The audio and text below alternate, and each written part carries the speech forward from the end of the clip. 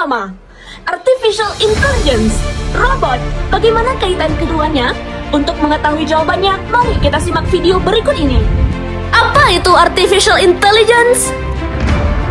Kecerdasan buatan atau disebut juga Artificial Intelligence merupakan teknologi di bidang ilmu komputer yang mensimulasikan kecerdasan manusia ke dalam mesin komputer untuk menyelesaikan berbagai persoalan dan pekerjaan seperti dan sebaik yang dilakukan manusia, bahkan lebih baik dari manusia.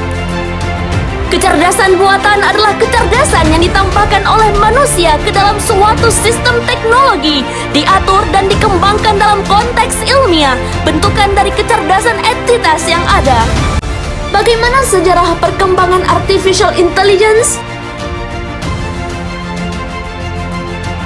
Pada tahun 1956, nama Artificial Intelligence pertama tercetus oleh John McCarthy. Pada tahun 1950, perkembangan pesat terjadi pada AI. Tahun 1972, robot pintar pertama yang mampu bergerak, melihat, serta berbicara. 1973 sampai 1990, inilah di mana sejarah AI Winter yang selama kurang lebih 2 dekade. 1997, mesin Deep Blue IBM pertama kalinya mengalahkan pemain catur dunia.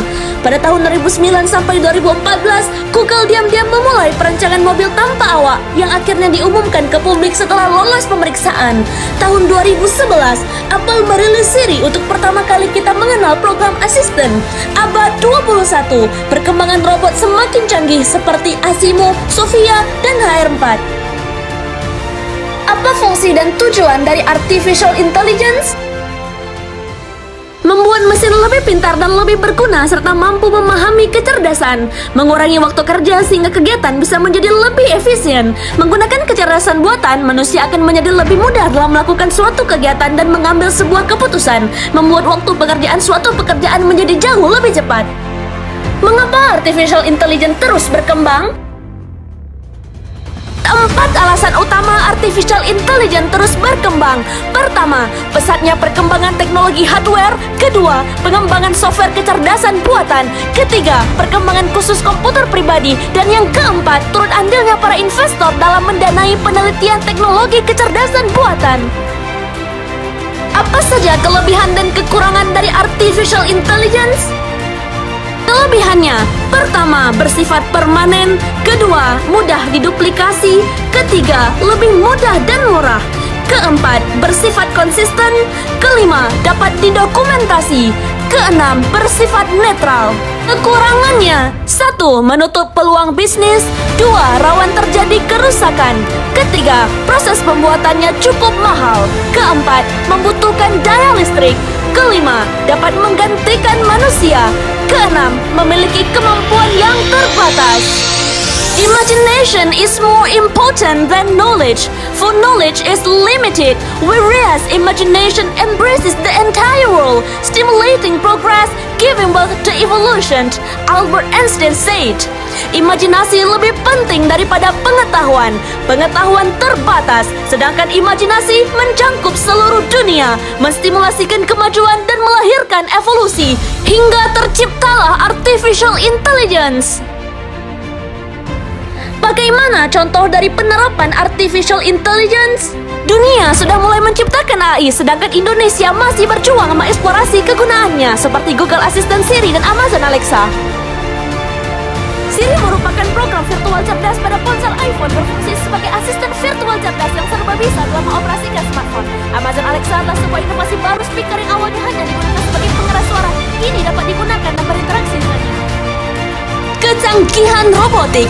Kemampuan robot untuk melakukan gerakan manusia sangat membantu dunia industri, seperti robot Sorena 4, robot Air Transforming, anjing Sony Aibo, robot Nauts Vio Mitra, Honda Asimo, robot Sophia, dan robot Digit pengantar paket. Hubungan robot dan Artificial Intelligence. Ingat dengan film Astro Boy? Ada robot di mana-mana, mulai dari sapam hingga robot yang menciptakan robot. Keren atau justru menakutkan? Apa itu robot? Robot merupakan mesin yang didesain dan dibuat untuk melakukan sesuatu pekerjaan atau lebih dari satu pekerjaan secara cepat dan presisi. Misalnya, smartphone yang sedang kamu genggam sekarang atau komputer yang kamu gunakan untuk bekerja. Dari pengertian mengenai robot, kedua perangkat tersebut bisa dikatakan sebagai robot. Kesimpulannya adalah, kecerdasan buatan ini berusaha untuk membuat sesuatu seperti robot yang mempunyai kecerdasan mirip dan bahkan lebih dari kecerdasan manusia. Jazari adalah ilmuwan muslim pencetus robot pertama kali. Mobil pintar sudah, mobil terbang kapan? Fungsi AI pada mobil pintar terdiri dari dua. Pertama, sebagai infotainment human machine interface alias pendukung layanan digital. Yang kedua, sebagai advanced driver assistance system atau ADAS yang memungkinkan kendaraan mengemudi sendiri atau disebut autopilot. Tagline kedua, lalu apakah kedepannya transportasi udara dapat diakses secara personal? Untuk mengetahuinya, mari kita saksikan video berikut ini. Ribuan tahun lalu kita mengenal roda, 100 tahun lalu kita terbang ke angkasa. Sekarang teknologi membawa kita bisa sampai ke laut terdalam, bahkan sampai berkali-kali mendarat di bulan. Tapi pertanyaannya, kenapa sampai sekarang masih belum ada mobil yang bisa terbang? Kok bisa? Oke, percaya nggak percaya, sebenarnya sudah ada. Dan ternyata dari dulu mobil-mobil bersayap itu udah banyak ditemukan. Meski memang banyak yang berhenti karena berbagai masalah. Dan akhirnya bikin mimpi kita terbang ke rumah sendiri jadi buyar. Lalu ayo siap-siap bikin SIM baru karena sekarang ada mobil ini. Udah ke Transformer, dia ini bisa berubah dari mobil jadi pesawat cuma dalam 3 menit aja. Dan bisa terbang super cepat berjarak sejauh Jakarta ke Seoul. Itu baru satu. Masih ada juga mobil terbang lain yang seru buat ditunggu. Meski emang tidak mesti sabar beberapa tahun lagi untuk nyoba. Maksudnya ngelihat orang-orang yang nyobain mobil tadi di YouTube. Pertanyaannya, emang kenapa sih ngembangin mobil terbang itu makan waktu lama banget? Apa susahnya? Selain alasan-alasan yang udah ketebak ini, nyatanya bikin gabungan mobil dan pesawat itu susah banget karena beberapa fungsi yang malah berlawanan. Jadi intinya gini, mobil itu didesain buat nyiptain gaya dorong biar jalan ke depan, sedangkan badan pesawat buat untuk bisa naik ke atas. Terus, biar bisa jalan, mobil itu harus dibuat lebar dan berat, dan sebaliknya pesawat harus ringan dan tipis biar bisa terbang. Belum lagi soal mesin yang diduga bakal boros dan adanya bagian-bagian mobil yang bisa menghambat terbang. Karena kalau sempat mogok di langit, nggak cuma susah nyari bengkel terdekat, tapi juga udah mestinya nyiapin surat wasiat.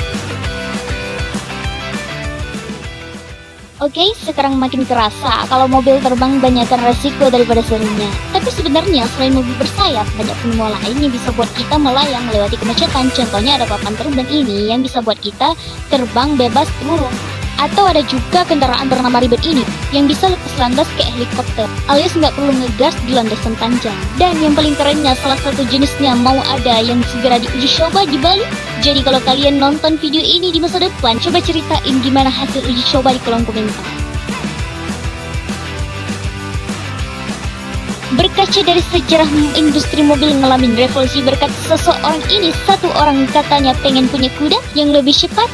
Ia justru hadir bukan dengan kuda super, tapi mobil yang justru jangkau. Pertanyaannya, akankah mobil terbang yang akan merevolusi jalan kita?